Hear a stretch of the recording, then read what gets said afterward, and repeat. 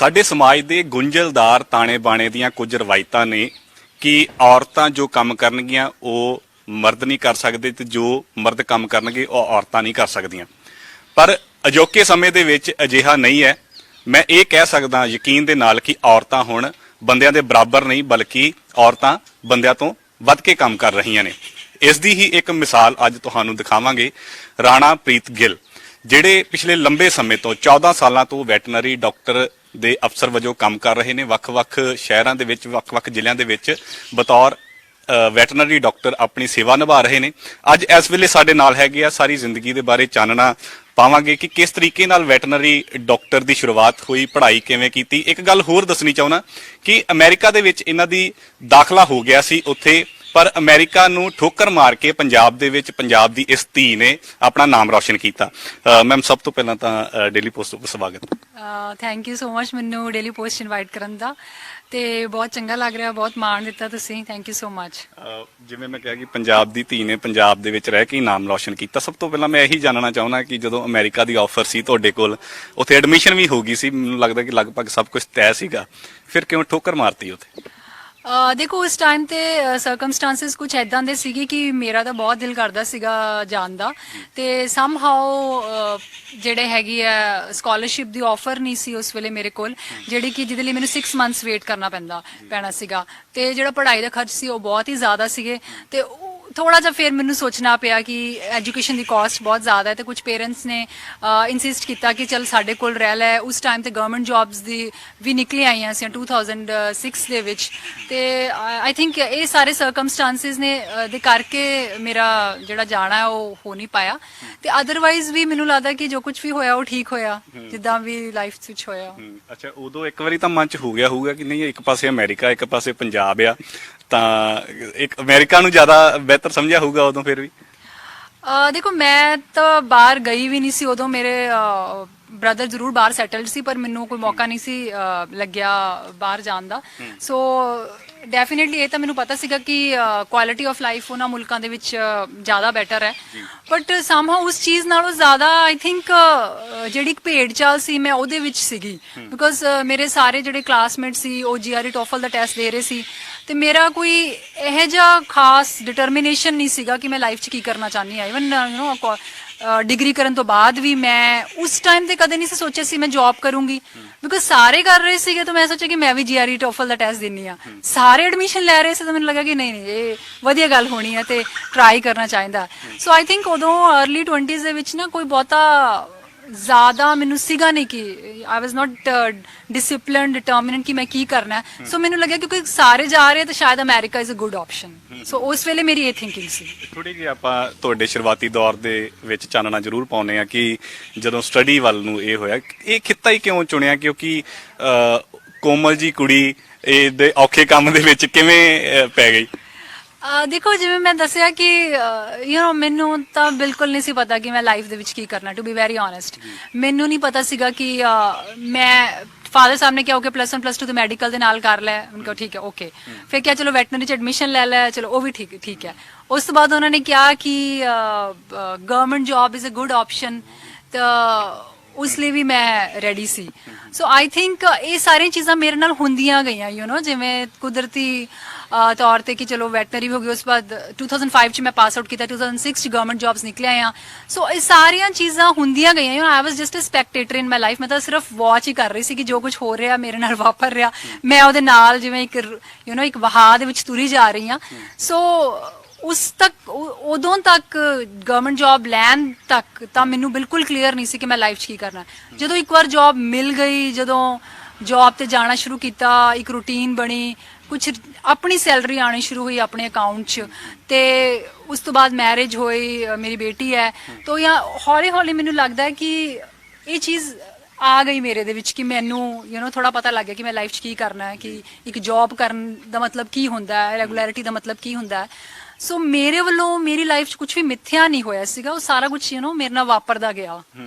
ਅੱਛਾ, ਔਖਾ ਕੰਮ ਇਸ ਕਰਕੇ ਕਿਹਾ ਕਿਉਂਕਿ ਅਸੀਂ ਵੀ ਪਿੰਡਾਂ ਥਾਵਾਂ ਤੇ ਵੇਖਦੇ ਹਾਂ ਜਾਂ ਅਸੀਂ ਕਰਦੇ ਵੀ ਰਹੇ ਹਾਂ ਕਿ ਜੇ ਕਿਸੇ ਨੂੰ ਪਸ਼ੂ ਨੂੰ ਜੇ ਟੀਕਾ ਲਾਉਣਾ ਤੇ 4-5 ਲੋਕ ਫੜ ਕੇ ਪਹਿਲਾਂ ਉਹਨੂੰ ਚੂਲ ਪਾਉਣੀ, ਫਿਰ ਉਸ ਤੋਂ ਬਾਅਦ ਉਹਦੇ ਟੀਕਾ ਲਾਉਣਾ। ਤੁਸੀਂ ਆਪ ਆਪਣੇ ਹੱਥੀਂ ਇਹ ਕੰਮ ਕਰਦੇ ਨੇ, ਉਹ ਟੀਕਾ ਕਦੀ ਲਾਇਆ ਤੁਸੀਂ? ਬਿਲਕੁਲ ਜੀ, ਟੀਕਾ ਲਾਣਾ ਤਾਂ ਮੈਨੂੰ ਬਹੁਤ ਛੋਟੀ ਜੀ ਗੱਲ ਲੱਗਦੀ ਹੈ। ਇਨਫੈਕਟ ਜਦੋਂ ਤੁਸੀਂ ਪ੍ਰੋਫੈਸ਼ਨਲ ਕੋਰਸ 'ਚ ਹੁੰਦੇ ਹੋ ਉਦੋਂ ਇਹ ਸਾਰੀਆਂ ਚੀਜ਼ਾਂ ਤੁਹਾਨੂੰ ਦੱਸੀਆਂ ਜਾਂਦੀਆਂ। ਸਗੋਂ ਜਦੋਂ ਮੈਂ ਵੈਟਨਰੀ ਦਾ ਕੋਰਸ ਸੀ, ਜਦੋਂ ਮੈਂ 3rd ਈਅਰ ਤੱਕ ਪਹੁੰਚੀ ਉਦੋਂ ਤੱਕ ਤਾਂ ਮੈਨੂੰ ਇੰਨਾ ਕੁ ਜ਼ਿਆਦਾ ਕੰਮ ਦਾ ਸ਼ੌਕ ਸੀਗਾ ਕਿ ਜਦੋਂ ਫ੍ਰੀ ਪੀਰੀਅਡ ਹੋਣਾ ਤਾਂ ਮੈਂ ਆਪਣੀ ਫਰੈਂਡ ਦੇ ਨਾਲ ਕਲੀਨਿਕਸ 'ਚ ਚਲੇ ਜਾਣਾ। ਸੋ 3rd ਈਅਰ ਦੇ ਸਟੂਡੈਂਟਸ ਲਈ ਜਸਟ ਇਹ ਸ਼ੁਰੂਆਤ ਹੀ ਹੁੰਦੀ ਹੈ। ਮੇਨਲੀ 4th ਤੇ 5th ਈਅਰ ਕਲੀਨਿਕਲ ਈਅਰਸ ਹੁੰਦੇ ਜਿਹਦੇ ਜ਼ਿਆਦਾ ਕੰਮ ਸਿਖਾਇਆ ਜਾਂਦਾ ਹੈ, ਪਰ ਅਸੀਂ ਆਪਣੇ ਈਅਰ 1 ਸਾਲ ਪਹਿਲਾਂ ਤੋਂ ਹੀ ਉੱਥੇ ਜਾ ਕੇ ਕੰਮ ਕਰਨਾ ਸ਼ੁਰੂ ਕਰਤਾ। ਤੇ ਹੁਣ ਟੀਕਾ ਲਾਣਾ ਤਾਂ ਚਲੋ ਬਹੁਤ ਛੋਟੀ ਗੱਲ ਹੈ। ਮੈਂ ਪ੍ਰੈਗਨੈਂਸੀ ਡਾਇਗਨੋਸਿਸ ਉਹਦਾ ਚੈੱਕ ਕਰਨਾ ਕਿ ਮੱਝ ਗੱਭਣ ਹੈ ਕਿ ਨਹੀਂ, ਉਹਦੀ ਆਰਟੀਫੀਸ਼ੀਅਲ ਇਨਸੈਮੀਨੇਸ਼ਨ ਕਰਨੀ, ਉਹਦੀ ਡਿਲੀਵਰੀ ਕਰਨੀ, ਤਾਂ ਇਹ ਸਾਰੇ ਕੰਮ ਬਖੂਬੀ ਕਰ ਲੈਂਦੀ ਹਾਂ। ਸ਼ੁਰੂਆਤੀ ਦੌਰ ਦੇ ਵਿੱਚ ਪਿੰਡਾਂ ਦੀ ਭਾਸ਼ਾ, ਪਿੰਡਾਂ ਦੇ ਸ਼ਬਦ ਸਮਝ ਆਉਣ ਲੱਗੇ ਸੀਗੇ? ਨਹੀਂ, ਬਿਲਕੁਲ ਨਹੀਂ, ਨਾਟ ਐਟ ਆਲ, ਬਿਕੋਜ਼ ਇਹ ਸਾਰੀਆਂ ਚੀਜ਼ਾਂ ਮੈਨੂੰ ਲਰਨ ਕਰਨੀਆਂ ਪਈਆਂ। ਮੈਨੂੰ ਬਿਲਕੁਲ ਨਹੀਂ ਪਤਾ ਸੀਗਾ ਕਿ ਇੱਕ ਸਟੱਡੀ ਯੂਨੀਵਰਸਿਟੀ 'ਚ ਕੀਤੀ ਹੈ, ਇੱਕ ਸਟੱਡੀ ਜੌਬ ਦਾ ਹੋਣ ਤੋਂ ਬਾਅਦ। ਬਿਕੋਜ਼ ਯੂਨੀਵਰਸਿਟੀ 'ਚ ਸਾਰਾ ਕੁਝ ਇੰਗਲਿਸ਼ 'ਚ ਪੜਾਇਆ ਜਾਂਦਾ। ਉਹਦੇ ਵਿੱਚ 2 ਕਲੀਨਿਕਸ 'ਚ ਫਾਰਮਰਸ ਆਉਂਦੇ ਨੇ ਹਨਾ ਕੇਸ ਲੈ ਕੇ, ਪਰ ਐਕਸਪੋਜ਼ਰ ਸਿਰਫ 2 ਸਾਲਾਂ ਦਾ ਹੁੰਦਾ, 4th ਈਅਰ ਤੇ 5th ਈਅਰ ਦਾ। ਤੇ ਉਹਦੇ ਵਿੱਚ ਵੀ ਤੁਹਾਡੇ ਟੀਚਰਸ ਜਿਹੜੇ ਆ, ਪ੍ਰੋਫੈਸਰਸ, ਉਹ ਅੱਗੇ ਹੁੰਦੇ ਆ, ਫਿਰ ਸੀਨੀਅਰ ਸਟੂਡੈਂਟਸ, ਫਿਰ ਉਹ ਤੋਂ ਜੂਨੀਅਰ, ਫਿਰ ਉਹ ਤੋਂ ਜੂਨੀਅਰ। ਸੋ ਜਦੋਂ ਆਏ ਪਿੰਡਾਂ ਦੇ ਵਿੱਚ ਜੌਬ ਕੀਤੀ ਤਾਂ ਕਾਫੀ ਗੱਲਾਂ ਦਾ ਪਤਾ ਨਹੀਂ ਸੀ। ਇਹ ਨਹੀਂ ਪਤਾ ਸੀਗਾ ਕਿ ਉਹ ਮੈਂ ਇੰਗਲਿਸ਼ ਦੀ ਹੀ ਟਰਮੀਨੋਲੋਜੀ ਯੂਜ਼ ਕਰਨੀ। ਜਦੋਂ ਮੈਂ ਇਵਨ ਮੈਨੂੰ ਲੈਕਚਰ ਦੇਣ ਲਈ ਕਿਹਾ ਜਾਂਦਾ ਸੀ, ਉਹ 'ਚ ਮੈਂ ਅੱਧੀ ਇੰਗਲਿਸ਼ ਹੀ ਬੋਲਦੀ ਸੀ ਤੇ ਅੱਧੀ ਪੰਜਾਬੀ। ਤੇ ਫਿਰ ਹੌਲੀ ਹੌਲੀ ਜਿਹੜੇ ਨੇੜੇ ਦੇ ਸੀਨੀਅਰ ਡਾਕਟਰ ਸੀਗੇ, ਮੈਨੂੰ ਯਾਦ ਆ ਡਾਕਟਰ ਇਕਬਾਲ ਸਾਡੇ ਹੁਣ ਰਿਟਾਇਰਡ ਨੇ, ਡਾਕਟਰ ਰਾਮ ਆਸਰਾ ਬੜੇ ਐਕਸਪੀਰੀਅੰਸ ਡਾਕਟਰ ਸੀ, ਅਨਫੋਰਚੂਨੇਟਲੀ ਉਹਨਾਂ ਦੀ ਡੈਥ ਹੋ ਗਈ। ਤੇ ਇਹਨਾਂ 2 ਡਾਕਟਰਸ ਦੇ ਕੋਲੋਂ ਮੈਨੂੰ ਬਹੁਤ ਕੁਝ ਸਿੱਖਣ ਲਈ ਮਿਲਿਆ। ਮੈਂ ਉਹਨਾਂ ਨੂੰ ਕਾਲ ਕਰਨੀ ਤੇ ਟਰਮਸ ਜਿਹੜੀਆਂ ਨਾ ਫਿਰ ਇੱਕ ਡਾਇਰੀ ਤੇ ਲਿਖਣੀਆਂ, ਫਿਰ ਯਾਦ ਕਰਨੀਆਂ। ਫਿਰ ਹੌਲੀ ਹੌਲੀ ਜਦੋਂ ਉਹਨਾਂ ਨੂੰ ਅਪਲਾਈ ਕਰਨਾ ਸ਼ੁਰੂ ਕੀਤਾ ਫਿਰ ਪਤਾ ਲੱਗ ਗਿਆ ਕਿ ਜੇ ਮੱਝ ਬੋਲੀ ਹੈ ਤਾਂ ਇਹਦਾ ਮਤਲਬ ਹੈ ਕਿ ਉਹਦੇ ਇਨਸੈਮੀਨੇਸ਼ਨ ਕਰਨੀ ਹੈਗੀ ਹੈ, ਤੇ ਜੇ ਉਹ ਜਿਹੜੇ ਪਲੈਸੈਂਟਾ ਹੈ ਉਹਨੂੰ ਜੇਰ ਕਹਿੰਦੇ ਹੈ।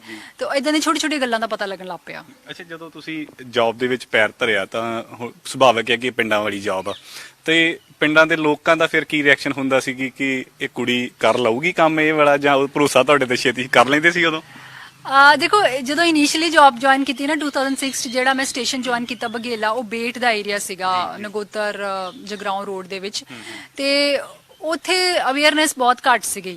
ਉੱਥੋਂ ਦੇ ਲੋਕਾਂ ਨੂੰ ਬਿਲਕੁਲ ਪਤਾ ਨਹੀਂ ਸੀਗਾ ਕਿ ਕੁੜੀਆਂ ਵੀ ਵੈਟਨਰੀ ਡਾਕਟਰ ਕੰਮ ਕਰ ਸਕਦੀਆਂ ਨੇ। ਤੇ ਉਹਨਾਂ ਨੇ ਪਹਿਲਾਂ ਤਾਂ ਕੁਝ ਕੁ ਲੋਕਾਂ ਨੇ ਮੱਝਾਂ ਲੈ ਆਣੀ, ਆਪਣੇ ਖਾਲੀ ਮੱਝਾਂ, ਤੇ ਕਹਿਣਾ ਕਿ ਡਾਕਟਰ ਸਾਹਿਬ ਮੱਝ ਗੱਭਣ ਹੈ, ਇਹਨੂੰ ਚੈੱਕ ਕਰੋ ਤੇ ਦੱਸੋ। ਤੇ ਪਹਿਲਾਂ ਤਾਂ ਮੈਨੂੰ ਪਤਾ ਨਹੀਂ ਲੱਗਣਾ, ਪਰ ਹੌਲੀ ਹੌਲੀ ਮੈਨੂੰ ਰਿਅਲਾਈਜ਼ ਹੋਣਾ ਕਿ ਇਹ ਤਾਂ ਮੇਰੇ ਨੌਲੇਜ ਟੈਸਟ ਕੀਤੀ ਜਾ ਰਹੀ ਹੈ। ਸੋ ਡੈਫੀਨਿਟਲੀ ਉਹ ਏਰੀਆ ਕਾਫੀ ਜ਼ਿਆਦਾ ਅਵੇਅਰ ਨਹੀਂ ਸੀ, ਤੇ ਉੱਥੇ ਕੁਝ ਇਦਾਂ ਦੀਆਂ ਸਮੱਸਿਆਵਾਂ ਆਈਆਂ। ਪਰ ਉਹ ਤੋਂ ਬਾਅਦ ਜਿਹੜੇ ਸਟੇਸ਼ਨ ਆਏ ਉਹਨਾਂ ਦੇ ਵਿੱਚ ਕੋਈ ਇਦਾਂ ਦੀ ਪ੍ਰੋਬਲਮ ਨਹੀਂ ਆਈ ਜਿਨ੍ਹਾਂ ਦੇ ਵਿੱਚ ਮੈਂ ਸਟੇਸ਼ਨਸ ਤੇ ਜੌਬ ਕੀਤੀ ਹੈ। ਤੇ ਇਹ ਵਾਲਾ ਜਿਹੜਾ ਏਰੀਆ ਹੈਗਾ ਇਹ ਸਿਟੀ ਦੇ ਕਲੋਜ਼ ਹੈ, ਤੇ ਇੱਥੇ ਇਦਾਂ ਦੀ ਕੋਈ ਗੱਲ ਨਹੀਂ ਹੈਗੀ। ਤੇ ਲੋਕਾਂ ਨੂੰ ਹੌਲੀ ਹੌਲੀ ਪਤਾ ਲੱਗਣ ਲੱਗ ਪਿਆ ਕਿ ਕਾਫੀ ਜਿਹੜੀਆਂ ਵੈਟਨਰੀ ਡਾਕਟਰਸ ਹੈਗੀਆਂ ਨੇ ਇਸ ਫੀਲਡ ਦੇ ਵਿੱਚ, ਤੇ ਉਹ ਬਹੁਤ ਵਧੀਆ ਕੰਮ ਕਰ ਸਕਦੀਆਂ। ਅੱਛਾ, ਇਸ ਫੀਲਡ ਦੇ ਵਿੱਚ ਵੈਸੇ ਤੁਹਾਡਾ 14 ਸਾਲ ਦਾ ਤਜਰਬਾ, ਵੈਟਨਰੀ ਡਾਕਟਰ ਵੂਮਨ ਜਿਹੜੀਆਂ ਹੈਗੀਆਂ ਨੇ ਉਹ ਕਿੰਨੀ ਕੁ ਗਿਣਤੀ ਹੋਊਗੀ ਪੂਰੇ ਪੰਜਾਬ ਦੀ, ਜੇ ਮੈਂ ਗੱਲ ਕਰਾਂ? ਪੂਰੇ ਪੰਜਾਬ ਦੇ ਵਿੱਚ ਹਲੇ ਵੀ veterinary doctors, lady veterinary doctors ਦੀ as compare to male veterinary doctors ਤਾਦਾਦ ਬਹੁਤ ਘੱਟ ਹੈ। ਤਾਂ I guess around 200 to 50 veterinary officers. ਇਹ ਘੱਟ ਹੈ ਕਿ ਜਾਂ ਬਹੁਤ ਘੱਟ ਹੈ? ਆਈ ਥਿੰਕ ਇਹ ਹੁਣ ਓਕੇ ਹੈ, ਬਿਕੋਜ਼ ਹੁਣ ਜਿਹੜੀਆਂ ਕਾਫੀ ਲੜਕੀਆਂ ਇਸ ਜੌਬ 'ਚ ਆ ਰਹੀਆਂ ਨੇ, ਕਾਫੀ ਲੜਕੀਆਂ ਨੇ ਗਵਰਨਮੈਂਟ ਜੌਬ ਜੁਆਇਨ ਕੀਤੀ ਹੈ। ਸੋ ਜਦੋਂ ਅਸੀਂ 2006 'ਚ ਆਏ ਸੀ, ਉਦੋਂ ਮੈਂ ਜਲੰਧਰ ਜ਼ਿਲ੍ਹੇ 'ਚ ਜੌਬ ਜੁਆਇਨ ਕੀਤੀ ਸੀ। ਉਦੋਂ ਜਸਟ 1 ਜਾਂ 2 ਹੀ ਕੁੜੀਆਂ ਸੀਆਂ ਵਰਕਿੰਗ ਐਜ਼ ਵੈਟਨਰੀ ਆਫਿਸਰਸ। ਤੇ ਪੰਜਾਬ 'ਚ ਤਾਂ ਜਾਂ ਬਾਕੀ ਨਾਲ ਦੇ ਜ਼ਿਲ੍ਹੇ 'ਚ ਤਾਂ ਸੁਣਿਆ ਵੀ ਨਹੀਂ ਸੀਗਾ। ਪਰ ਹੁਣ ਇਸ ਵੇਲੇ ਹੁਸ਼ਿਆਰਪੁਰ ਜ਼ਿਲ੍ਹੇ 'ਚ ਅਰਾਊਂਡ 10 ਲੇਡੀ ਵੈਟਨਰੀ ਆਫਿਸਰਸ ਕੰਮ ਕਰ ਰਹੀਆਂ ਨੇ। ਤੇ ਹੁਣ ਅੱਗੇ ਨਾਲੋਂ ਤਾਂ ਇਹ ਤਾਦਾਦ ਵਧੀ ਹੈ, ਤੇ ਅਸੀਂ ਹੋਪ ਕਰਦੇ ਹਾਂ ਕਿ ਆਉਣ ਵਾਲੇ ਸਮੇਂ 'ਚ ਜੇ ਜ਼ਿਆਦਾ ਕੁੜੀਆਂ ਇਸ ਪ੍ਰੋਫੈਸ਼ਨ ਨੂੰ ਅਡਾਪਟ ਕਰਨ ਤਾਂ ਫਿਰ ਹੋਰ ਕੁੜੀਆਂ ਦੀ ਗਿਣਤੀ ਵਧੇਗੀ। ਅੱਛਾ, ਇਸ ਵੈਟਨਰੀ ਡਾਕਟਰ ਜਦੋਂ ਤੁਸੀਂ ਬਣੇ ਤਾਂ ਪੰਜਾਬੀ ਦਾ ਸ਼ਬਦ ਨੂੰ ਡੰਗਰ ਡਾਕਟਰ ਕਹਿੰਦੇ ਆ, ਤਾਂ ਇਹਦੇ ਨਾਲ ਕੋਈ ਪਰਸਨਲ ਲਾਈਫ ਦੇ ਉੱਤੇ ਇਫੈਕਟ, ਜਾਂ ਤੁਹਾਡੇ ਮਾਪਿਓ ਨੇ ਨਹੀਂ ਕਦੀ ਕਿਹਾ ਕਿ ਰਾਣਾਪ੍ਰੀਤ ਛੱਡ ਪਰੇ, ਇਹ ਤਾਂ ਡੰਗਰ ਡਾਕਟਰ ਕੋਈ ਐਡਾ ਵਧੀਆ ਖਿੱਤਾ ਨਹੀਂਗਾ, ਤੂੰ ਕਿੱਥੇ ਕਰ ਲੇਂਗੀ ਕੰਮ? ਦੇਖੋ ਡੰਗਰ ਡਾਕਟਰ ਨਾ, ਡੰਗਰ ਪਹਿਲਾਂ ਤਾਂ ਇਹ ਬੜੀ ਡੈਰੋਗੇਟਰੀ ਟਰਮ ਹੈ। ਅਸੀਂ ਬਿਲਕੁਲ ਇਹ ਟਰਮ ਯੂਜ਼ ਨਹੀਂ ਕਰਦੇ, ਅਸੀਂ ਪਸ਼ੂ ਕਹਿੰਦੇ ਆ ਜਾਂ ਅਸੀਂ ਐਨੀਮਲ ਕਹਿੰਦੇ ਆ। ਸੋ ਇਹ ਟਰਮ ਸਾਡੇ ਪ੍ਰੋਫੈਸ਼ਨ 'ਚ ਤਾਂ ਬਿਲਕੁਲ ਯੂਜ਼ ਨਹੀਂ ਕੀਤੀ ਜਾਂਦੀ ਤੇ ਅਸੀਂ ਇਹਨੂੰ ਵਧੀਆ ਮੰਨਦੇ ਵੀ ਨਹੀਂ ਹੈ। ਸੋ ਮੇਰੇ ਨਾਲ ਇੱਕ ਇਨਸੀਡੈਂਟ ਹੋਇਆ ਕਿ ਜਦੋਂ ਮੈਂ ਨਵੀਂ ਜੌਬ 'ਚ ਆਈ ਤਾਂ ਸ਼ਰੀ ਨਕੋਦਰ ਦੇ ਕੋਲ ਪਿੰਡ ਸੀ ਸ਼ਰੀ, ਉੱਥੇ ਮੈਨੂੰ ਲੈਕਚਰ ਦੇਣ ਲਈ ਕਿਹਾ ਗਿਆ। ਤਾਂ ਮੈਂ ਲੈਕਚਰ ਦੇ ਰਹੀ ਹਾਂ ਤਾਂ ਮੈਂ ਹਰ ਵਾਰ ਡੰਗਰ ਡੰਗਰ ਕਹੀ ਜਾ ਰਹੀ ਤੇ ਨਾ ਪਿੱਛੇ ਜਿਹੜੇ ਐਸਪੀਓ ਸਰ ਬੈਠੇ ਡਾਕਟਰ ਮੁਲਤਾਨੀ, ਤੇ ਬਾਅਦ ਵਿੱਚ ਉਹਨਾਂ ਨੇ ਮੈਨੂੰ ਸਮਝਾਇਆ ਕਿ ਬੱਚਾ ਇਸ ਕਿੱਤੇ ਦੇ ਵਿੱਚ ਆ ਤੇ ਇਸ ਕਿੱਤੇ ਦੀ ਬੇਕਦਰੀ ਨਹੀਂ ਕਰਨੀ ਤੇ ਇਹ ਡੰਗਰ ਨਹੀਂ ਕਹਿੰਦਾ ਪਸ਼ੂ ਕਹਿੰਦਾ। ਤੇ ਉਹ ਗੱਲ ਦਿਮਾਗ 'ਚ ਐਸੀ ਬੈਠੀ ਕਿ ਹੁਣ ਜੇ ਮੇਰੇ ਮੂਹਰੇ ਕੋਈ ਕਹਿੰਦਾ ਵੀ ਹੈ ਤਾਂ ਮੈਂ ਟੋਕ ਦਿੰਨੀ ਆ। ਜੇ ਕਦੇ ਕਿਸੇ ਜੂਨੀਅਰ ਨੇ ਜਾਂ ਕਿਸੇ ਕਲੀਗ ਨੇ ਇਹ ਟਰਮ ਯੂਜ਼ ਕੀਤੀ ਹੋਵੇ, ਵੈਸੇ ਤਾਂ ਅਸੀਂ ਨਹੀਂ ਕਰਦੇ, ਤਾਂ ਡੈਫੀਨੇਟਲੀ ਉਹਨਾਂ ਨੂੰ ਸਮਝਾਈਦਾ ਕਈ ਵਾਰ ਸੁਭਾਵਿਕ ਹੀ ਮੂੰਹ 'ਚੋਂ ਨਿਕਲ ਜਾਂਦਾ। ਤੇ ਅਦਰਵਾਈਜ਼ ਫੈਮਿਲੀ ਦੇ ਵਿੱਚ ਨਹੀਂ, ਫੈਮਿਲੀ 'ਚ ਹਮੇਸ਼ਾ ਸਪੋਰਟ ਮਿਲਿਆ ਬਿਕੋਜ਼ ਫੈਮਿਲੀ ਦੇ ਵਿੱਚ ਕਦੇ ਵੀ ਇਦਾਂ ਦੀ ਕੋਈ ਗੱਲ ਨਹੀਂ ਹੋਈ ਕਿ ਤੂੰ ਡੰਗਰ ਡਾਕਟਰ ਹੈ ਜਾਂ ਫਿਰ ਕਿਸੇ ਨੇ ਇਦਾਂ ਦਾ ਮਜ਼ਾਕ ਉਡਾਇਆ ਹੋਵੇ। ਡੈਫੀਨਿਟਲੀ ਮੈਰਿਜ ਤੋਂ ਬਾਅਦ ਜ਼ਰੂਰ ਇਨ-ਲॉज ਦੇ ਨਾਲ ਇਦਾਂ ਦੇ ਇੱਕ ਦੋ ਇਨਸੀਡੈਂਟਸ ਹੋਏ ਜਿੱਥੇ ਮੈਨੂੰ ਇਹ ਪੁੱਛਿਆ ਜਾਂਦਾ ਸੀ ਕਿ ਐਨੀਮਲਸ ਨੂੰ ਕਿੰਨੀ ਡੋਜ਼ ਲਗਾਉਣੀ ਹੈ ਤੁਸੀਂ ਇੰਜੈਕਸ਼ਨ ਦੀ। ਸੋ ਇਦਾਂ ਦੀਆਂ ਥੋੜੀ ਬਹੁਤੀ ਗੱਲਾਂ ਤਾਂ ਹੋਈਆਂ ਨਹੀਂ, but that's okay, we take in stride, it's okay. ਅੱਛਾ, ਇੱਕ ਗੱਲ ਹੋਰ ਹੈਗੀ ਕਿ ਜਿਵੇਂ ਜਦੋਂ ਤੁਸੀਂ ਪੜ੍ਹਦੇ ਸੀਗੇ ਤਾਂ ਨਾਲ ਦੇ ਦੋਸਤ ਮਿੱਤਰ ਕਈ ਅਮਰੀਕਾ ਗਏ ਵੀ ਹੋਣਗੇ, ਤਾਂ ਅੱਜ ਉਹਨਾਂ ਵੱਲ ਦੇਖਦੇ ਹੋ ਤੇ ਅੱਜ ਤੁਹਾਡੇ ਵੱਲ ਉਹ ਵੀ ਦੇਖਦੇ ਹੋਣਗੇ। ਅੱਜ ਇੰਟਰਵਿਊਜ਼ ਹੋ ਰਹੀਆਂ ਨੇ, ਤੁਹਾਡੇ ਆਰਟੀਕਲ ਛਪ ਰਹੇ। ਇੱਕ ਗੱਲ ਹੋਰ ਦੱਸਦਾ ਕਿ ਮੈਮ ਨੇ 3 ਕਿਤਾਬਾਂ ਲਿਖੀਆਂ ਨੇ, ਉਹ ਵੀ ਉਹਦੇ ਬਾਰੇ ਵੀ ਆਪਾਂ ਜ਼ਿਕਰ ਕਰਾਂਗੇ। ਤਾਂ ਸਾਹਿਤਕ ਤੌਰ ਦੇ ਉੱਤੇ ਵੀ ਮੈਮ ਬਹੁਤ ਸਟਰੋਂਗ ਆ। ਤੇ ਅੱਜ ਤੁਸੀਂ ਆਪਣੇ ਆਪ ਨੂੰ ਠੀਕ ਮੰਨਦੇ ਹੋ ਕਿ ਪੰਜਾਬ ਦੇ ਵਿੱਚ, ਇੰਡੀਆ ਦੇ ਵਿੱਚ ਰਹਿ ਕੇ ਮੈਂ ਸੈਟੀਸਫਾਈਡ ਹਾਂ? ਹਾਂਜੀ ਬਿਲਕੁਲ। ਮੇਰੇ ਕਾਫੀ ਸਾਰੇ ਕਲਾਸਮੇਟਸ ਜਿਹੜੇ ਬਾਹਰ ਨੇ ਤੇ ਨਹੀਂ, ਮੈਨੂੰ ਇਦਾਂ ਕਦੇ ਮਹਿਸੂਸ ਨਹੀਂ ਹੋਇਆ ਕਿ ਮੈਂ ਉਹਨਾਂ ਤੋਂ ਕਿਸੇ ਘਾਟੇ 'ਚ ਰਹੀ ਹਾਂ ਕਿ ਮੈਂ ਅਮਰੀਕਾ ਨਾ ਜਾ ਕੇ ਨਹੀਂ ਰਹੀ। ਤੇ ਮੇਰੇ ਪੇਰੈਂਟਸ ਬਾਹਰ ਸੈਟਲਡ ਨੇ, ਮੇਰਾ ਬ੍ਰਦਰ ਬਾਹਰ ਕੈਨੇਡਾ ਦੇ ਵਿੱਚ ਹੈ। ਤੇ ਮੇਰੇ ਮਨ 'ਚ ਇਹ ਤਾਂ ਜ਼ਰੂਰ ਆਉਂਦਾ ਕਿ ਮੈਂ ਇੱਕ ਵਾਰ ਜਾਵਾਂ, ਉਹਨਾਂ ਨੂੰ ਮਿਲ ਕੇ ਉਹਨਾਂ ਨੂੰ ਮੈਂ ਡੈਫੀਨਿਟਲੀ ਮਿਸ ਕਰਦੀ ਕਿ ਉਹ ਮੇਰੇ ਨਾਲ ਨਹੀਂ ਹੈਗੇ। ਉਹਨਾਂ ਨੂੰ ਮਿਲਣਾ ਹੈ ਨਾ, ਈਜ਼ੀ ਨਹੀਂ ਹੈ। ਜੇ ਬਾਹਰ ਜਾਣਾ ਤਾਂ ਵੀਜ਼ਾ ਚਾਹੀਦਾ ਡਿਪਾਰਟਮੈਂਟ ਤੋਂ, ਨੋ ਆਬਜੈਕਸ਼ਨ ਸਰਟੀਫਿਕੇਟ ਚਾਹੀਦਾ, ਇੱਕ ਐਕਸ ਇੰਡੀਆ ਲੀਵ ਚਾਹੀਦੀ ਹੈ। ਤਾਂ ਫੋਰਚੂਨੇਟਲੀ ਉਹ ਸਾਰਾ ਕੁਝ ਹੋਇਆ ਸੀਗਾ, ਪਰ ਆ ਕਰੋਨਾ ਦੇ ਟਾਈਮਸ ਕਰਕੇ ਫਿਰ ਸਾਰਾ ਕੁਝ ਹੋ ਗਿਆ। ਬਟ ਐਨੀਵੇਜ਼, ਆਪਣੀ ਫੈਮਿਲੀ ਨੂੰ ਮਿਸ ਕਰਨਾ is a different thing. But otherwise professionally ਮੈਂ ਬਹੁਤ ਸੈਟੀਸਫਾਈਡ ਆ। ਮੈਨੂੰ ਜੌਬ ਵਧੀਆ ਲੱਗਦੀ ਹੈ। ਜੌਬ ਦੇ ਵਿੱਚ ਸਾਡਾ ਜਿਹੜਾ ਡਿਪਾਰਟਮੈਂਟ ਐਨੀਮਲ ਹਸਬੈਂਡਰੀ ਡਿਪਾਰਟਮੈਂਟ, ਉਹਦੇ ਵੱਲੋਂ ਪੂਰਾ ਸਪੋਰਟ ਕੀਤਾ ਜਾਂਦਾ ਹੈ। ਤੇ ਮੈਨੂੰ ਕਦੇ ਨਹੀਂ ਇਹ ਲੱਗਿਆ ਕਿ ਮੈਂ ਕਿਸੇ ਤੋਂ ਘੱਟ ਆ ਜਾਂ ਮੈਂ ਕਿਸੇ ਘਾਟੇ 'ਚ ਰਹਿ ਗਈ ਜਾਂ ਮੈਨੂੰ ਹੁਣ ਬਾਹਰ ਚਲੇ ਜਾਣਾ ਚਾਹੀਦਾ। ਸੋ ਇਦਾਂ ਦਾ ਕੋਈ ਮਨ ਨਹੀਂ ਕਰਦਾ ਤੇ ਬਹੁਤ ਵਧੀਆ ਲੱਗਦਾ। ਜਦੋਂ ਆਪਾਂ ਕਿਸੇ ਵੀ ਨਵੇਂ ਕੰਮ ਦੇ ਵਿੱਚ ਪੈਂਦੇ ਆ ਤਾਂ ਜਨੂਨ ਬੜਾ ਹੁੰਦਾ, ਜੋਸ਼ ਬੜਾ ਹੁੰਦਾ। ਅਸੀਂ ਵੀ ਜਦੋਂ ਪੱਤਰਕਾਰੀ ਨਵੀਂ ਕਰ ਲੱਗੇ ਬਹੁਤ ਜਨੂਨ, ਚਲੋ ਹੁਣ ਵੀ ਹੈ, ਤੁਹਾਡੇ 'ਚ ਵੀ ਹੋਊਗਾ। ਤਾਂ ਉਦੋਂ ਜਨੂਨ ਦੇ ਵਿੱਚ ਕੁਝ ਇਹੋ ਜਿਹਾ ਕੀਤਾ ਹੋਵੇ ਪਸ਼ੂਆਂ ਦੇ ਨਾਲ, ਮੈਂ ਵੀ ਹੁਣ ਡੰਗਰ ਨਹੀਂ ਕਹੂੰਗਾ, ਪਸ਼ੂਆਂ ਦੇ ਨਾਲ, ਕਿ ਉਹ ਤੁਹਾਨੂੰ ਵੀ ਥੋੜਾ ਡਰ ਲੱਗੇ ਜਾਂ ਸਿੰਗ ਮਾਰਿਆ ਹੋਵੇ ਜਾਂ ਕਦੇ ਉਹਨੇ ਲੱਤ ਮਾਰੀ ਹੋਵੇ? ਦੇਖੋ, ਜਦੋਂ ਮੈਂ 2006 'ਚ ਜੁਆਇਨ ਕੀਤਾ ਸੀ ਨਾ as a rural veterinary officer, ਤਾਂ ਉਸ ਵੇਲੇ ਹਲੇ ਸਟਾਰਟਿੰਗ ਦੇ ਦਿਨ ਸੀਗੇ। ਫਾਰਮਾਸਿਸਟ ਦੀ ਅਪਾਇੰਟਮੈਂਟ ਨਹੀਂ ਸੀ ਹੋਈ ਤੇ ਮੇਰੇ ਨਾਲ ਜਿਹੜੀ ਹੈਲਪਰ ਸੀ ਉਹ ਵੀ ਲੇਡੀ ਸੀ 70 ਸਾਲ ਦੀ। ਤੇ ਜਦੋਂ ਵੈਕਸੀਨੇਸ਼ਨ ਆਈ ਤਾਂ ਸਾਨੂੰ ਹੈੱਡਕੁਆਟਰ ਤੇ ਕਿਹਾ ਗਿਆ ਕਿ ਵੈਕਸੀਨੇਸ਼ਨ ਆਪਣੀ ਲੈ ਲਓ ਤੇ ਕਰ ਦਿਓ। ਡਾਕਟਰ, ਸੀਨੀਅਰ ਡਾਕਟਰਸ ਨੇ ਕਿਹਾ ਕਿ ਜੇ ਪਛਾਣ ਬਣਾਉਣੀ ਹੈ ਐਜ਼ ਅ ਵੈਟਨਰੀ ਡਾਕਟਰ ਤਾਂ ਵੈਕਸੀਨੇਸ਼ਨ ਦੇ ਨਾਲ ਪਛਾਣ ਬਣਨੀ ਹੈ, ਕਿਉਂਕਿ ਵੈਕਸੀਨੇਸ਼ਨ ਦੇ ਨਾਲ ਤੁਸੀਂ ਲੋਕਾਂ ਦੇ ਘਰਾਂ 'ਚ ਜਾ ਸਕਦੇ ਹੋ। ਤਾਂ ਮੈਂ ਆਪਣਾ ਬੈਗ ਚੁੱਕ ਕੇ ਉਹ ਸਿਰਿੰਜਸ ਪਾ ਕੇ ਤੇ ਆਪਣਾ ਵੈਕਸੀਨ ਕੈਰੀਅਰ ਲੈ ਕੇ ਤੇ ਉਹ ਲੇਡੀ ਦੇ ਨਾਲ ਚਲੇ ਜਾਣਾ। ਉਹ ਲੇਡੀ ਤਾਂ ਹੁਣ ਬਿਕੋਜ਼ ਏਜ ਸੀ, ਉਹ ਕਰ ਨਹੀਂ ਸਕਦੀ ਸੀ, ਤੇ ਮੈਂ ਖੁਰਲੀਆਂ 'ਚ ਚੜ ਕੇ ਤੇ ਨਾਲ ਮੱਝਾਂ ਨੂੰ ਇੰਜੈਕਸ਼ਨ ਲਾਣੇ ਸ਼ੁਰੂ ਕਰਨੇ।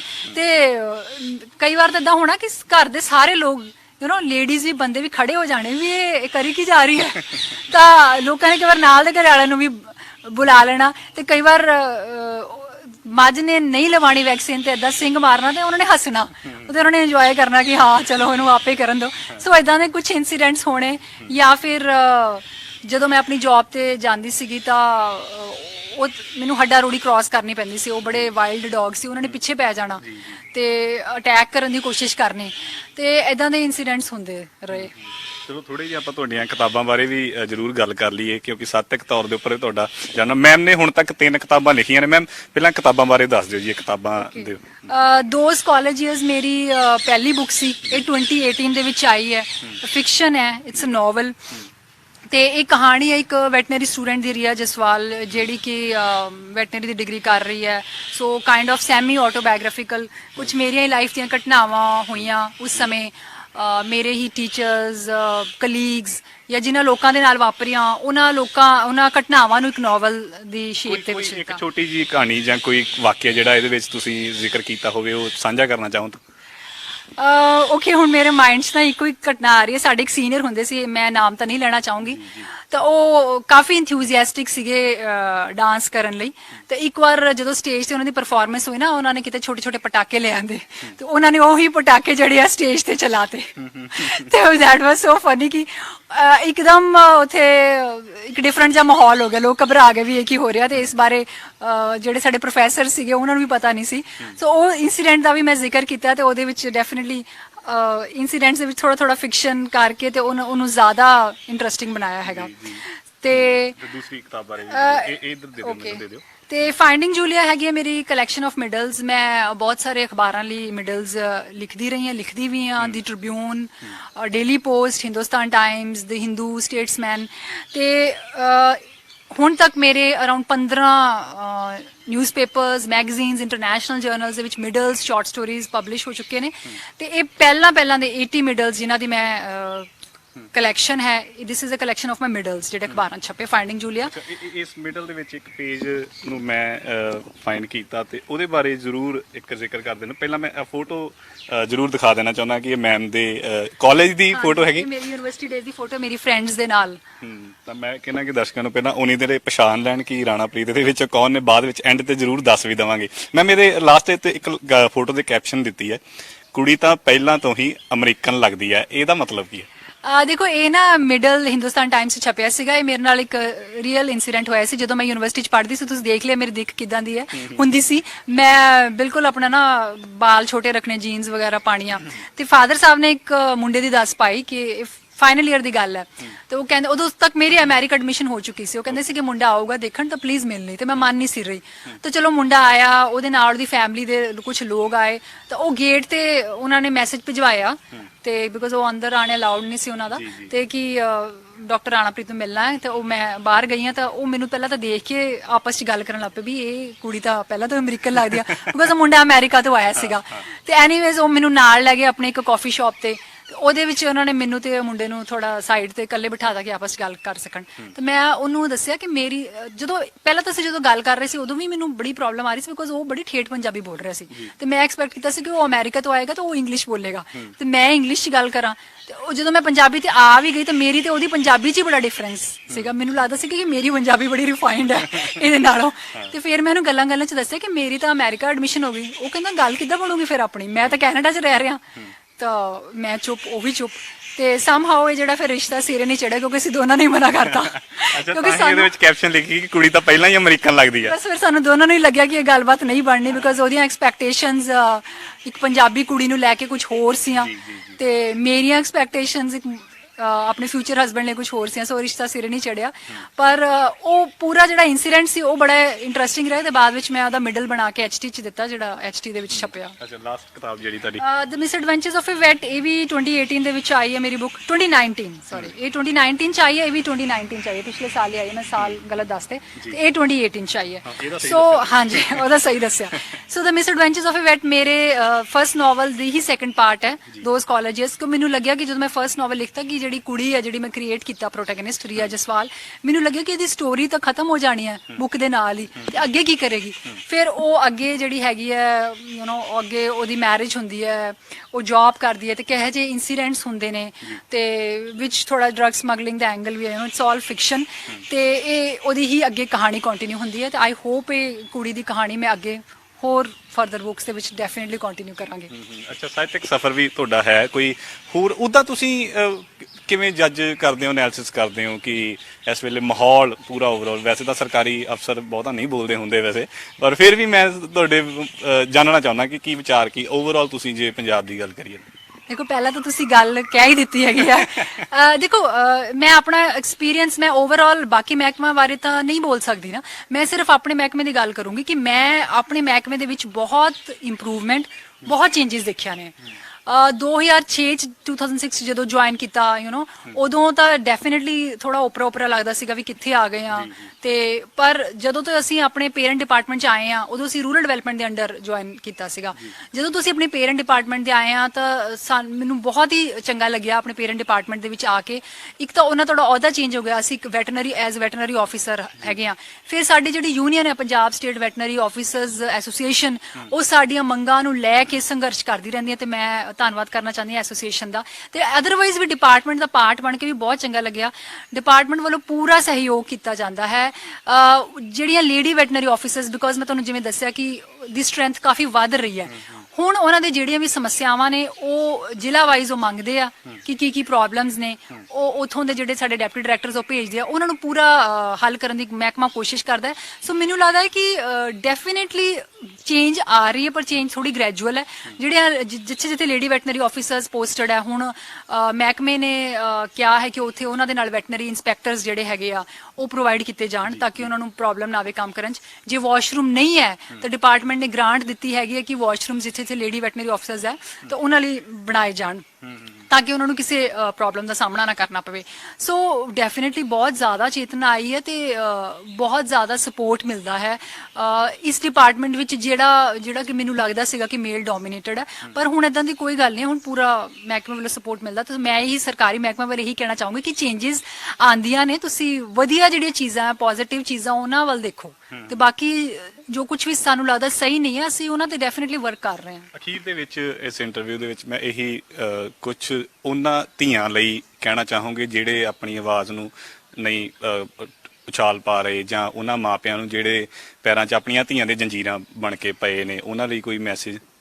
ਦੇਖੋ, ਮੈਂ ਇਹ ਕਹਿਣਾ ਚਾਹੂੰਗੀ ਕਿ ਸਭ ਤੋਂ ਪਹਿਲਾਂ ਤੁਹਾਡਾ ਗੋਲ ਕੀ ਹੈ ਲਾਈਫ ਦੇ ਵਿੱਚ, ਇਹ ਜਾਣਨਾ ਬਹੁਤ ਜ਼ਰੂਰੀ ਹੈ। ਜਿਵੇਂ ਮੈਂ ਆਪਣੀ ਲਾਈਫ 'ਚ ਹੀ ਦੱਸਿਆ ਕਿ ਮੈਨੂੰ ਤਾਂ ਬਿਲਕੁਲ ਪਤਾ ਹੀ ਨਹੀਂ ਸੀ ਕਿ ਮੈਂ ਕੀ ਕਰਨਾ ਹੈ, ਜਿੱਦਾਂ ਜਿੱਦਾਂ ਕਹੀ ਗਏ ਮੈਡੀਕਲ ਕਰ ਲਈ, ਵੈਟਨਰੀ ਕਰ ਲਈ, ਪਰ ਚਲੋ ਇਹ ਸਾਰਾ ਕੁਝ ਮੇਰੇ ਬੈਨੀਫਿਟ ਲਈ ਹੋਇਆ। ਪਹਿਲਾਂ ਤਾਂ ਐਜੂਕੇਸ਼ਨ ਵੱਲ ਕੁੜੀਆਂ ਆਪਣਾ ਧਿਆਨ ਦੇਣ, ਤੇ ਐਜੂਕੇਸ਼ਨ ਤੋਂ ਬਾਅਦ ਉਹ ਜੌਬ ਕਰਨ ਵੱਲ ਧਿਆਨ ਦੇਣ, ਤਾਂ ਉਹ ਆਪਣਾ ਇੱਕ ਏਮ ਰੱਖਣ ਕਿ ਅਸੀਂ ਨੌਕਰੀ ਕਰਨੀ ਹੈ, ਨੌਕਰੀ ਕਰਕੇ ਆਪਣੇ ਪੈਰਾਂ ਤੇ ਖੜੇ ਹੋਣਾ ਹੈ। ਤੇ ਜਿਹੜੀ ਨੌਕਰੀ ਹੈ ਉਹਨੂੰ ਹਲਕੇ ਤੌਰ ਤੇ ਨਾ ਲੈਣ, ਉਹਨੂੰ ਬੜੀ ਸੰਜੀਦਗੀ ਦੇ ਨਾਲ ਕਰਨ। ਤੇ ਜਦੋਂ ਮੈਰਿਜ ਹੋ ਜਾਂਦੀ ਹੈ ਤਾਂ ਕੁੜੀਆਂ ਜੌਬ ਛੱਡ ਦਿੰਦੀਆਂ ਨੇ, ਉਸ ਤੋਂ ਬਾਅਦ ਜਦੋਂ ਮਦਰਸ ਬਣ ਜਾਂਦੀਆਂ ਫਿਰ ਉਹ ਜੌਬ ਛੱਡ ਦਿੰਦੀਆਂ ਨੇ। ਤਾਂ ਡੈਫੀਨੇਟਲੀ ਕੁੜੀਆਂ ਲਈ ਚੈਲੰਜਸ ਬਹੁਤ ਜ਼ਿਆਦਾ ਹੁੰਦੇ ਨੇ, ਐਜ਼ ਅ ਵੂਮਨ ਵੀ ਤੇ ਐਜ਼ ਅ ਪ੍ਰੋਫੈਸ਼ਨਲ ਵੀ, as a mother, as a wife. ਪਰ ਇਹ ਹੈ ਕਿ ਸਾਰੇ ਚੈਲੰਜਸ ਦੇ ਨਾਲ ਨਜਿੱਠਣ ਦੇ ਵਿੱਚ ਲੇਡੀਜ਼ ਆਲਰੇਡੀ ਮਲਟੀਟਾਸਕਿੰਗ ਕਰ ਰਹੀਆਂ ਨੇ। ਤੇ ਜਿਹੜੀਆਂ ਯੰਗ ਕੁੜੀਆਂ ਨੇ, ਜਿਹੜੀਆਂ ਅਨਮੈਰਿਡ, ਉਹਨਾਂ ਨੂੰ ਮੈਂ ਇਹੀ ਕਹੂੰਗੀ ਕਿ ਜੇ ਤੁਸੀਂ ਜੌਬ ਕਰ ਰਹੇ ਹੋ ਤਾਂ ਆਪਣੀ ਜੌਬ ਨੂੰ ਕੰਟੀਨਿਊ ਰੱਖੋ। ਤਾਂ ਜ਼ਰੂਰ ਹਰ ਹੀਲੇ, ਜੇ ਤੁਹਾਡੇ ਇਨ-ਲॉज ਕਹਿੰਦੇ ਨੇ ਕਿ ਮੈਰਿਜ ਤੋਂ ਬਾਅਦ ਅਸੀਂ ਜੌਬ ਨਹੀਂ ਕਰਾਣੀ, ਤਾਂ ਇਹਨਾਂ ਗੱਲਾਂ ਤੇ ਪਹਿਲਾਂ ਹੀ ਵਰਕਆਊਟ ਕਰਨਾ ਸ਼ੁਰੂ ਕਰੋ, ਬਿਕੋਜ਼ ਇਹ ਬਹੁਤ ਮਾਇਨੇ ਰੱਖਦੀਆਂ ਨੇ। ਇੱਕ ਜੌਬ 'ਚ ਹੋਣਾ, ਆਪਣੇ ਅਰਨ ਕਰਨਾ, ਇਕਨੋਮਿਕਲੀ ਇੰਡੀਪੈਂਡੈਂਟ ਹੋਣਾ, ਤੇ ਇਕਨੋਮਿਕਲੀ ਇੰਡੀਪੈਂਡੈਂਟ ਹੋਣ ਤੋਂ ਬਾਅਦ ਵੀ ਆਪਣੀ ਸੈਲਰੀ ਆਪਣੇ ਕੋਲ ਰੱਖਣਾ, ਤਾਂ ਆਪਣੀ ਸੈਲਰੀ ਦਾ ਕੰਟਰੋਲ ਕਿਸੇ ਨੂੰ, ਆਪਣੇ ਘਰਦਿਆਂ ਨੂੰ ਨਾ ਦੇਣਾ, ਬਿਕੋਜ਼ ਇਹ ਛੋਟੀ ਛੋਟੀ ਚੀਜ਼ਾਂ ਨੇ, ਬਟ ਇਹ ਬਹੁਤ ਮੈਟਰ ਕਰਦੀਆਂ ਨਾ। ਕੌਨਫੀਡੈਂਸ ਲੈਵਲ, ਜੇ ਤੁਸੀਂ ਇਵਨ ਮੈਂ ਦੇਖਿਆ ਕਿ ਲੇਡੀਜ਼ ਜਿਹੜੀਆਂ ਵਰਕ ਵੀ ਕਰਦੀਆਂ ਨੇ, ਕਈ ਵਾਰ ਉਹਨਾਂ ਦੀ ਜਿਹੜੀ ਸੈਲਰੀ ਦਾ ਕੰਟਰੋਲ ਉਹਨਾਂ ਕੋਲ ਹੁੰਦਾ ਹੀ ਨਹੀਂ ਹੈ, ਉਹ ਸਪੈਂਡ ਹੀ ਨਹੀਂ ਕਰ ਸਕਦੀਆਂ ਆਪ। ਉਹਨਾਂ ਨੇ ਕੋਈ ਚੀਜ਼ ਖਰੀਦਣੀ ਹੋ ਤਾਂ ਵੀ ਉਹ ਆਪਣੇ ਹਸਬੈਂਡ ਤੋਂ ਜਾਂ ਇਨ-ਲॉज ਤੋਂ ਪੁੱਛਦੀਆਂ ਨੇ, ਪਰ ਤੁਸੀਂ ਕਿਉਂ ਪੁੱਛੋ ਜੇ ਤੁਸੀਂ ਖੁਦ ਜੌਬ ਕਰ ਰਹੇ ਹੋ। ਤੇ ਇੱਕ ਇਹਨਾਂ ਗੱਲਾਂ ਦੇ ਇਹ ਜਿਹੜੇ ਤੁਹਾਡੇ ਨਾਲ ਧੱਕੇ ਹੁੰਦੇ ਆ ਛੋਟੇ ਛੋਟੇ ਦੇ ਲਈ ਆਪਣੀ ਆਵਾਜ਼ ਉਠਾਣੀ ਸਿੱਖੋ। ਸੋ ਮੈਂ ਇਹੀ ਜਿਹੜਾ ਹੈਗਾ, ਪਹਿਲਾਂ ਤਾਂ ਪੜ੍ਹਾਈ ਕਰੋ, ਜੌਬ ਕਰੋ, ਤੇ ਜਿੱਥੇ ਕਿਤੇ ਵੀ ਧੱਕਾ ਹੁੰਦਾ ਨਾ, ਭਾਵੇਂ ਤੁਹਾਡਾ ਪ੍ਰੋਫੈਸ਼ਨ 'ਚ ਹੁੰਦਾ ਹੈ, ਭਾਵੇਂ ਤੁਹਾਡਾ ਨਿੱਜੀ ਲਾਈਫ 'ਚ ਹੁੰਦਾ ਹੈ, ਆਵਾਜ਼ ਉਠਾਣੀ ਸ਼ੁਰੂ ਕਰੋ। ਜਦ ਤੱਕ ਆਵਾਜ਼ ਨਹੀਂ ਨਾ ਉੱਠਦੀ, ਉਦੋਂ ਤੱਕ ਲੋਕਾਂ ਨੂੰ ਪਤਾ ਨਹੀਂ ਲੱਗਦਾ ਹੈਗਾ ਕਿ ਕੀ ਇਹਦੇ ਵਿੱਚ ਮਤਲਬ ਕਿੱਥੇ ਇਹਨੂੰ ਚੇਂਜ ਲਿਆਂਦੀ ਜਾਵੇ। ਬਿਲਕੁਲ, ਧੰਨਵਾਦ ਮੈਮ, ਗੱਲਬਾਤ ਕਰਨ ਲਈ ਬਹੁਤ ਵਧੀਆ ਲੱਗਿਆ ਤੁਹਾਡੇ ਨਾਲ ਗੱਲਬਾਤ ਕਰਕੇ। ਸੋ ਜਿਵੇਂ ਸ਼ੁਰੂਆਤ ਦੇ ਵਿੱਚ ਕਿਹਾ ਕਿ ਸਾਡੇ ਸਮਾਜ ਦੇ ਜਿਹੜੇ ਗੁੰਝਲਦਾਰ ਕਈ ਤਾਣੇ ਬਾਣੇ ਦੇ ਵਿੱਚ ਰਵਾਇਤਾਂ ਹੈਗੀਆਂ ਨੇ ਕਿ ਜੋ ਔਰਤ ਕੰਮ ਕਰਦੀ ਹੈ ਉਹ ਮਰਦ ਨਹੀਂ ਕਰੂਗਾ, ਜੋ ਮਰਦ ਕਰਦਾ ਉਹ ਔਰਤ ਨਹੀਂ ਕਰਦੀ। ਪਰ ਇਹਨਾਂ ਚੀਜ਼ਾਂ ਦੇ ਉੱਪਰੋਂ ਉੱਠ ਕੇ, ਇਹਨਾਂ ਚੀਜ਼ਾਂ ਤੋਂ ਉੱਪਰ ਉੱਠ ਕੇ ਇਹ ਰਾਣਾ ਪ੍ਰੀਤ ਗਿੱਲ ਨੇ ਇੱਕ ਉਦਾਹਰਨ ਸੈੱਟ ਕੀਤੀ ਹੈ ਅਤੇ ਲੜਕੀਆਂ ਦੀ ਇਸ ਵੇਲੇ ਆਵਾਜ਼ ਬਣ ਰਹੀ ਹੈ, ਕਿਤਾਬਾਂ ਵੀ ਲਿਖ ਰਹੇ ਨੇ। ਵੱਡੀ ਗੱਲ ਇਹ ਹੈ ਕਿ ਅਮਰੀਕਾ ਵਰਗੇ ਮੁਲਕ ਨੂੰ ਠੋਕਰ ਮਾਰ ਕੇ ਅੱਜ ਪੰਜਾਬ ਦੇ ਵਿੱਚ ਕਾਮਯਾਬ ਨੇ। ਕੈਮਰਾਮੈਨ ਮਨੀਸ਼ ਦੇ ਨਾਲ ਮਨਦੀਪ ਸਿੰਘ, ਡੇਲੀ ਪੋਸਟ ਪੰਜਾਬੀ, ਹੁਸ਼ਿਆਰਪੁਰ, ਪਿੰਡ ਬਜਵਾੜਾ।